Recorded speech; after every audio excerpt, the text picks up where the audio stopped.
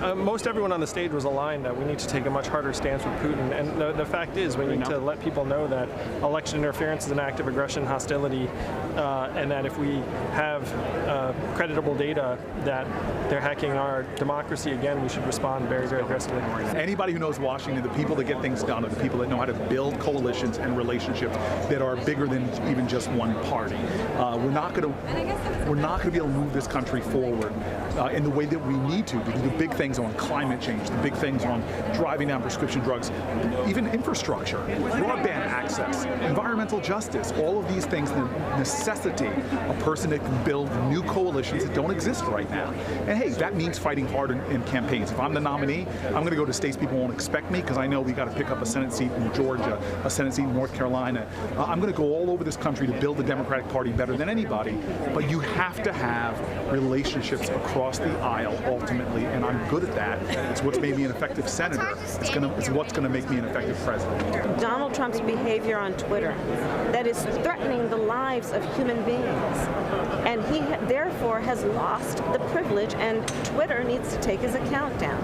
And I'm challenging all candidates to agree that this is a matter of safety, it's not a matter of free speech, and that the rules that apply to Facebook should apply to Twitter. Sorry, went well. You know, you have 12 people on the debate stage, and so it's always a battle for time. But tonight I articulated a strong positive vision for our country's future. We talked about some important issues. There are some important issues we didn't get to, whether it was housing or immigration or other issues.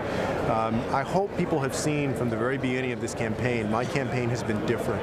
I've been speaking up for the most vulnerable people in our country, for the poor, for people who often don't have a voice. I was disappointed that we didn't get to talk more about the kind of police reform that we need to do.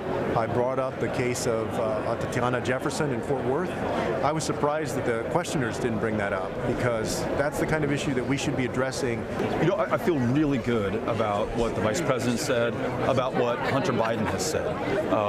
He's accounted for himself. The problem with the question as posed during a debate like this one is it suggests an equivalency that is absolutely false and not there. Hunter Biden broke no law. Donald Trump has broken several laws. Some of them he's tried to cover up by lying to investigators, by putting the reconstructed transcript on an NSC server. Others he's committed in broad daylight, like asking China to dig up dirt on Joe Biden, perhaps in exchange for more favorable treatment in a future trade deal.